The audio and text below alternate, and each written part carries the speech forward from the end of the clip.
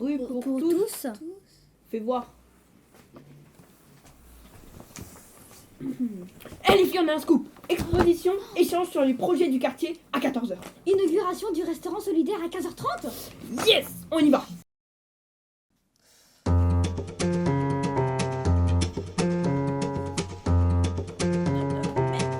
Et le grand jeu chat au gymnase Nodier. Ah bah les enfants c'est plus ce que c'était hein.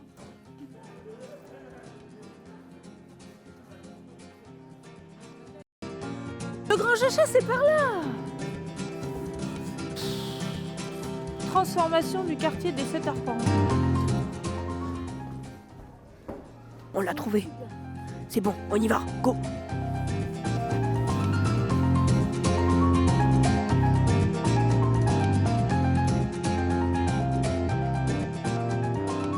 Bonjour Madame Baron, comment allez-vous? Très bien, merci. Alors je vois qu'il y a beaucoup de succès à votre événement. On est content parce que on avait envie de s'intégrer dans cette journée de la rue aux enfants pour présenter le projet de renouvellement urbain et de manière générale de transformation du quartier. Et donc c'est très chouette de voir que ça a attiré beaucoup de monde. Qu'est-ce qui vous a donné l'idée? Alors, en 2014, l'ANRU, l'Agence nationale pour le renouvellement urbain, en lien avec une loi, a sélectionné un certain nombre de quartiers où on se disait qu'il était intéressant d'agir pour améliorer les conditions de vie dans le quartier et les conditions d'habitat. Et le quartier des 7 arpents a été retenu. Et donc c'est pour cela qu'on est là aujourd'hui, pour mettre en œuvre un projet. Et on travaille surtout sur de l'habitat ancien pour essayer d'améliorer les conditions de vie dans le quartier. Oui, parce que j'ai vu que des immeubles étaient un peu, abîmés, vieux, voilà. C'est ça. On est sur un quartier qu'on appelle de faubourg, qui a été construit en grande partie au début du XXe siècle et c'est parfois des bâtis de pas très bonne qualité.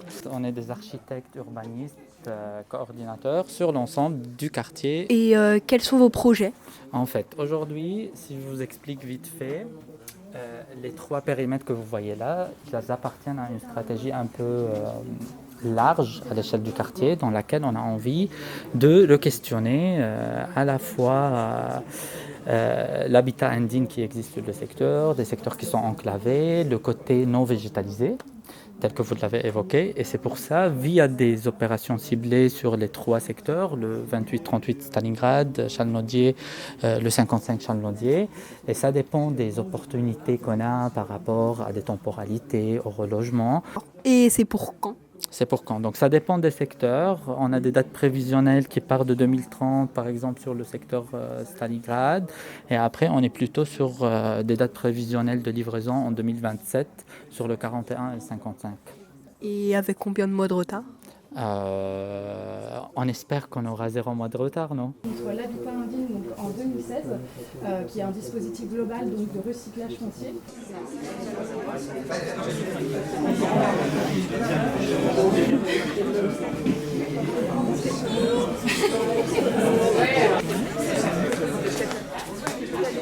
Je m'appelle Ferdinand, j'ai 7 ans et je suis en CE1. Je vais à l'école à Pantin. J'aime bien comment on va faire le pré Saint-Gervais. Ouais. Et donc t'aimes bien tout ce qui est plantes, voilà, t'aimes bien la rue aux enfants. Ouais. Voilà. Mais par contre, je trouve que c'est un peu trop grand pour la rue aux enfants. Oui, c'est vrai que Parce c'est que très j'ai grand. vu des autres sociétés. En plus, il fait froid, du coup, Oui. Qu'est-ce que tu as compris du projet? J'ai compris que on va changer le quartier et que ça va être plus beau. Oui, tu trouves ça cool, toi? Ouais, parce que comme ça, au moins, ce sera plus beau parce que ça, au début, quand c'est comme ça va faire. Je trouve que ça fait vieille ville. Vieille ville? Oui. Alors bonjour. Bonjour. Pourquoi êtes-vous venu à cette réunion? Parce qu'on habite dans le quartier et que j'étais curieux de voir un petit peu ce qui allait être réalisé et quels étaient les projets de la ville pour le quartier. Donc ça vous intéresse? Oui, beaucoup. Ouais. Vous avez des idées pour améliorer par exemple ces projets? Peut-être supprimer un peu toutes les places de parking qu'il peut y avoir dans la rue et refaire les trottoirs pour qu'il y ait moins de béton. Bonjour madame, est-ce que vous habitez au Pré Saint-Gervais? Oui, j'habite juste à côté. J'habite dans la rue Béranger qui est juste derrière. Je pense que ça va améliorer le quartier. Et parce que j'y habite depuis 2 ans et j'ai hâte que les choses bougent doucement mais sûrement. Donc je suis très heureuse qu'on vienne nous présenter les choses aujourd'hui dans le cadre de la rue aux enfants. Voilà. Est-ce que vous avez remarqué que le Pré Saint-Gervais a changé ou pas? Je ne l'ai pas trop remarqué en 2 ans, un petit peu. Change un petit peu, pas toujours suffisamment vite selon moi, mais ça a un petit peu changé. Et moi, je suis notamment très sensible à la question du vélo. Et je trouve que le Pré Saint-Gervais devrait changer un peu plus vite pour permettre aux gens qui font du vélo de faire du vélo plus en sécurité, de pouvoir accrocher leur vélo sur l'espace public. Alors, vous m'avez peut-être entreaperçu, mais il y a d'autres personnes qui sont beaucoup plus visibles que moi sur l'association, beaucoup très impliquées. Donc c'est Paris en Selle, c'est une association qui promeut les aménagements cyclables partout en Ile-de-France. Et donc on est une antenne locale au Pré Saint-Germain à Pantin. Et on travaille avec les élus du Pré, les services de la ville pour les accompagner, pour leur donner des bonnes idées, pour développer l'usage du vélo et notamment les aménagements cyclables dans l'espace public sur la ville.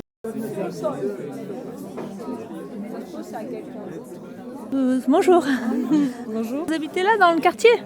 Oui, juste à côté, ouais. D'accord. Et ils vont changer votre rue aussi à vous?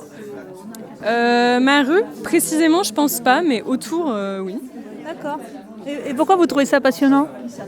Parce que c'est à la fois chez moi et c'est mon domaine de travail, donc c'est doublement intéressant. Ah, d'accord. Vous faites quoi? Je suis urbaniste. Il y a la rue aux enfants qui est très bien, mais il peut y avoir aussi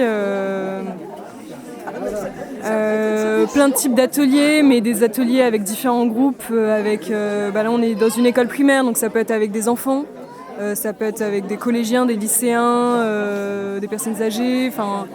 Et après, en termes d'ateliers, dans le contenu, ça peut être aussi justement faire venir une compagnie de théâtre pour mettre en scène un peu le futur quartier. Et ça permet plus facilement aux habitants de pouvoir se projeter.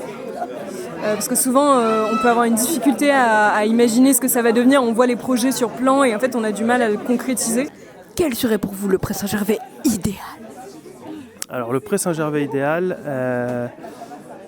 ce serait peut-être de plus entendre le périphérique, qui est un peu loin, mais qu'on entend quand même. Moins de gros bus aussi de la RATP qui traverse toute la ville. Et une circulation plus douce dans la grande rue qui coupe le Pré Saint-Gervais devant la maison de retraite et tout ça. C'est vrai qu'elle n'est pas très très agréable cette rue-là et c'est dommage.